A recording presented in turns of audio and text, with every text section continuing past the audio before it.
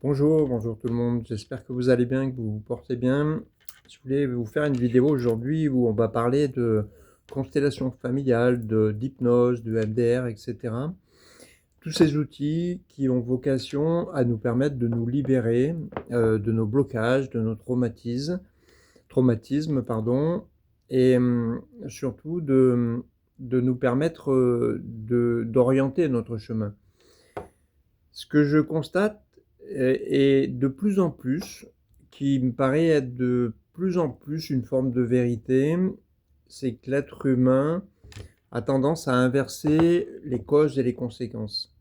C'est-à-dire que on croit, on croit que nous fonctionnons de telle ou telle façon, que notre lecture de notre monde est de telle ou telle posture, alors qu'en réalité, souvent, elle est à l'inverse.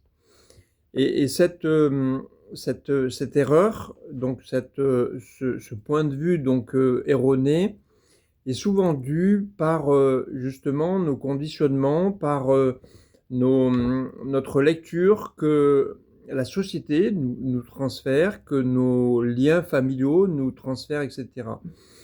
Je crois que le premier point qui est important, que j'aimerais vous transmettre, c'est que on oublie trop souvent que nous fonctionnons dans une dimension multidimensionnelle. C'est-à-dire que tout ce que nous traversons, tout ce que nous vivons, on ne peut pas en fait s'enfermer dans une lecture personnelle.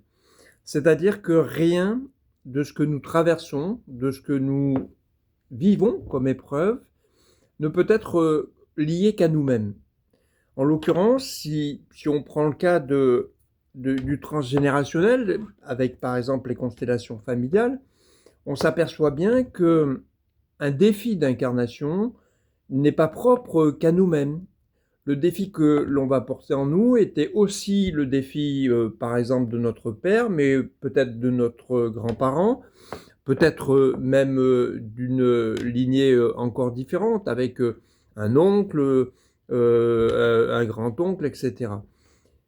Et ça nous prouve que s'enfermer dans cette lecture superficielle, de croire que tout est lié à nous, c'est la meilleure preuve justement de s'empêcher de pouvoir évoluer. Quand on accepte cette multidimensionnalité, ça veut dire qu'on accepte que tout ce que je traverse, tout ce que je vis aujourd'hui, ben, j'ai besoin de le traverser avec les autres. J'ai besoin de le traverser avec tous ceux qui me font réagir.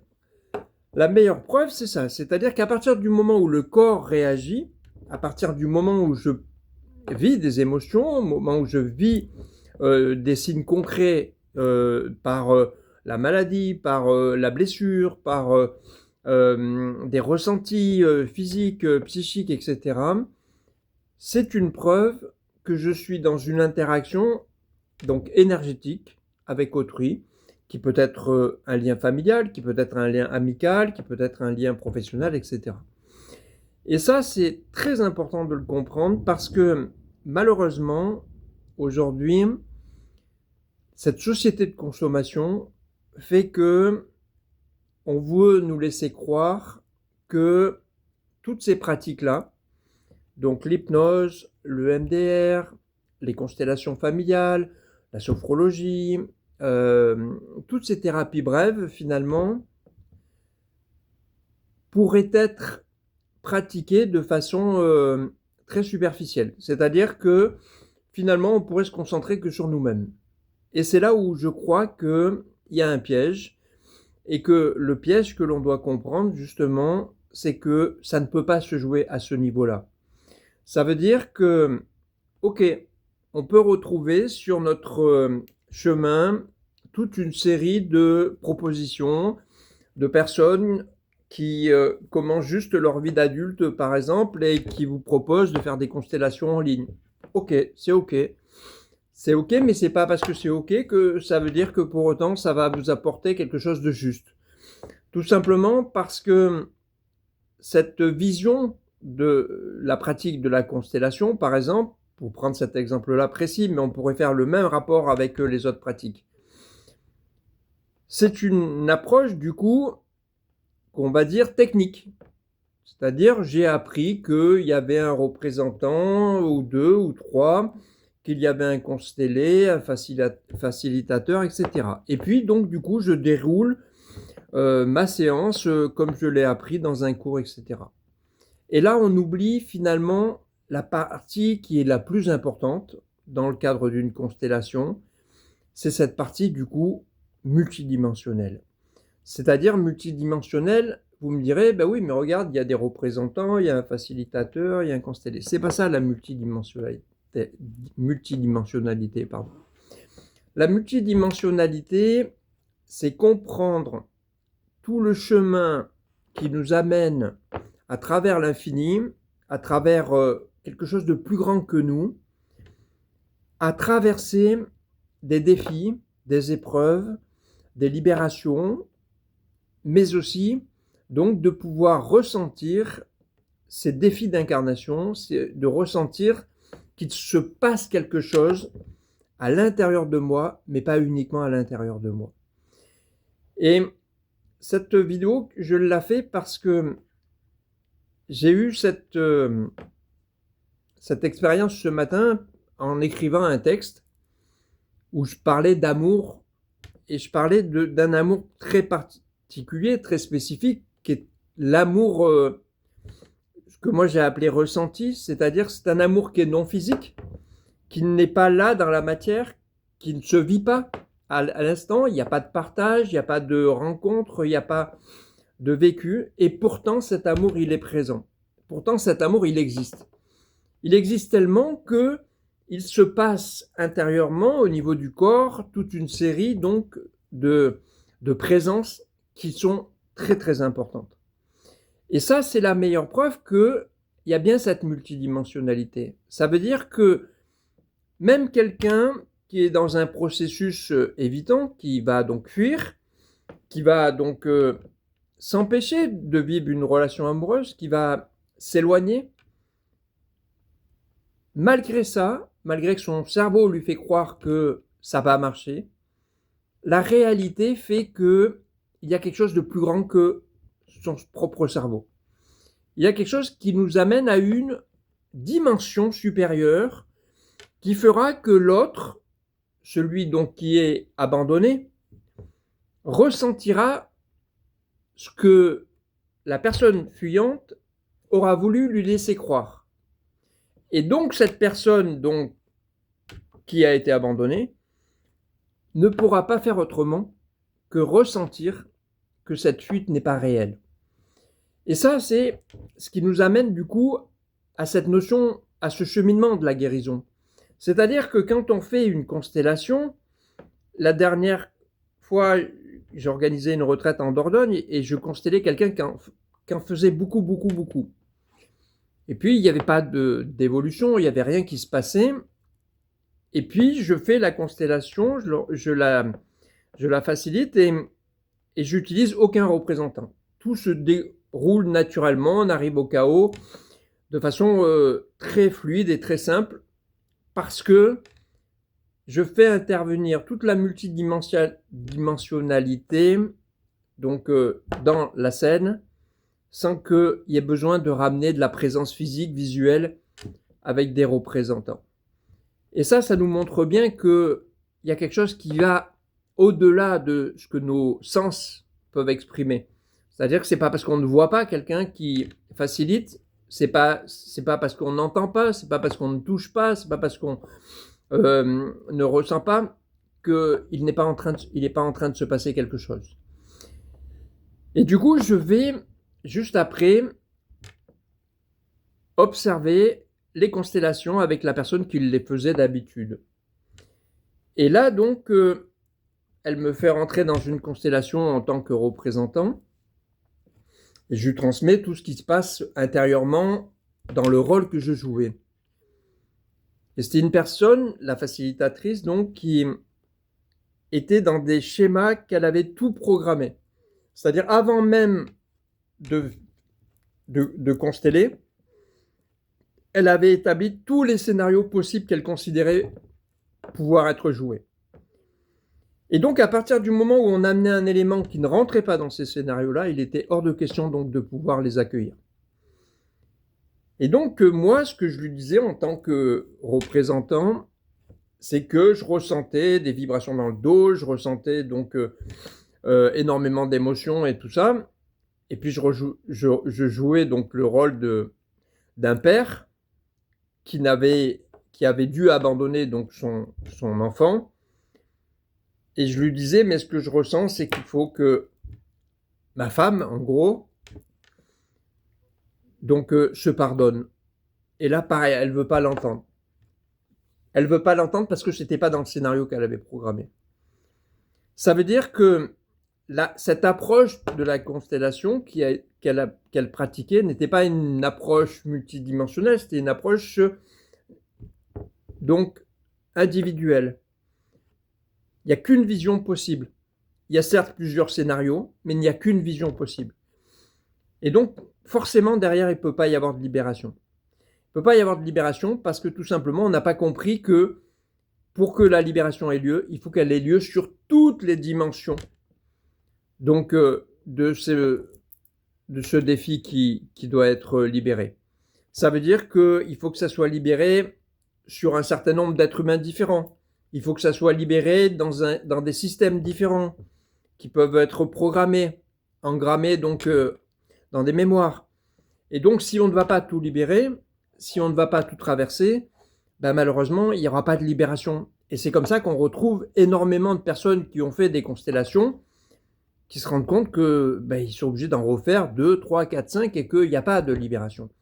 Et donc, ce que je suis en train de vous raconter là, c'est exactement la même chose sur ce qui se passe avec l'hypnose, où on est tombé donc dans des dérives commerciales, où on a créé donc l'hypnose ericksonienne qui n'est qu'une représentation commerciale, où on va vendre des formations, on va vendre des protocoles, mais on va enfermer des personnes dans une pratique superficielle en leur laissant croire que parce qu'on récite des protocoles, on libère. C'est faux.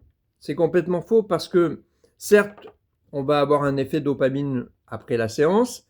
Certes, on va avoir un sentiment pendant quelques jours, quelques semaines, voire quelques mois par moment qu'on s'est libéré.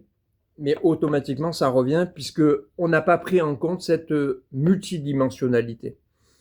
C'est exactement pareil dans la pratique de l'EMDR, c'est exactement pareil dans la pratique de la sophrologie, de l'EFT, etc. Toutes ces techniques qui sont des outils qui peuvent être fabuleux, mais qui peuvent aussi être des pièges tout simplement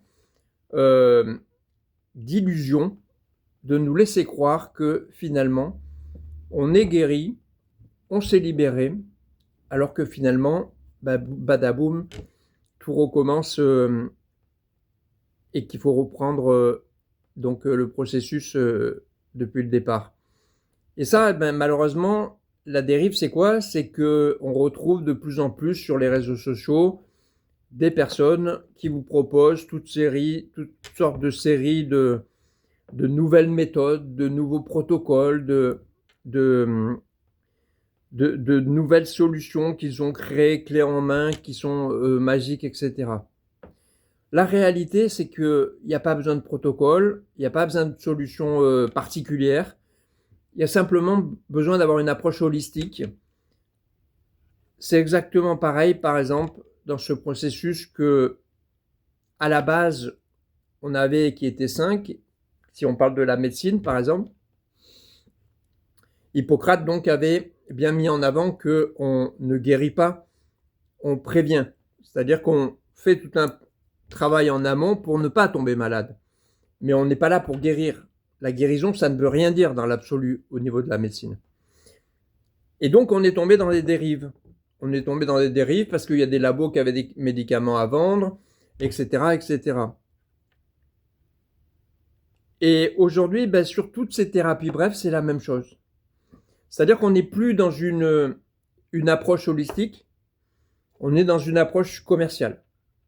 Et c'est ça toute la différence que je crois qu'il est important de comprendre. Chacun fait comme il l'entend. Si vous voulez rester dans une approche commerciale parce que ça vous soulage et que ces illusions, en fait, vous rassurent, c'est OK. On est en effet, face à soi-même en permanence dans notre processus. Mais en tout cas, moi, j'avais envie de vous le glisser pour que vous ayez une réflexion et que vous vous posez la question. Cette société de consommation nous offre une multitude d'opportunités. Vraiment une multitude. Tout est possible et en même temps, peu de choses sont réalisables. Et c'est cette question-là qu'il faut se poser. C'est quelle approche j'ai envie d'avoir? Est-ce que l'approche holistique veut encore dire quelque chose, par exemple? Moi, j'y crois, mais ça devient de plus en plus rare. Ça devient de plus en plus rare tout simplement parce que c'est difficile de pouvoir se détacher de ces conditionnements face à ce rapport à l'argent. On entend sur les réseaux sociaux toutes sortes de personnes qui nous font croire qu'elles ont une approche holistique en vous vendant donc des formations pour gagner plus d'argent. En oubliant que l'argent, ce n'est pas une cause, ça ne peut être qu'une conséquence. Et donc, à partir du moment où on la remet dans le sens inverse, c'est-à-dire qu'on met l'argent en tant que cause, ben ça veut dire que déjà le chemin il est enrayé. Et donc, forcément, on va faire fausse route. Forcément, on va en effet pouvoir se raconter une belle histoire. On va se dire, là, je gagne beaucoup d'argent, donc j'ai réglé mes problématiques, etc. Mais ça règle rien du tout. Parce que ce que l'on n'aura pas réglé de façon multidimensionnelle, ce qui nous relie à nos aînés, à nos enfants, à nos liens multiples que l'on peut avoir sur cette terre, et peut-être au-delà de la terre, ben c'est justement ce qui nous ramène à cette approche holistique. Donc, moi je vous invite à réfléchir, à vous poser des vraies questions, et de faire attention aux beaux discours, mais surtout de vous poser une simple question. La question que l'on doit se poser, c'est quelle est la cause et quelle est la conséquence? Et de se poser la question, ce que j'ai mis en termes de conséquences, est-ce que je ne me suis pas trompé et que ce n'est pas simplement une cause? Et à l'inverse, ce que j'ai mis en cause, est-ce que ce n'est pas tout simplement une conséquence? Et que du coup, il ne faut pas que je me trompe de sens. Parce que si je me trompe de sens, ben, je travaille à l'envers. Voilà, je vous souhaite plein de belles choses et puis je vous dis peut-être à bientôt.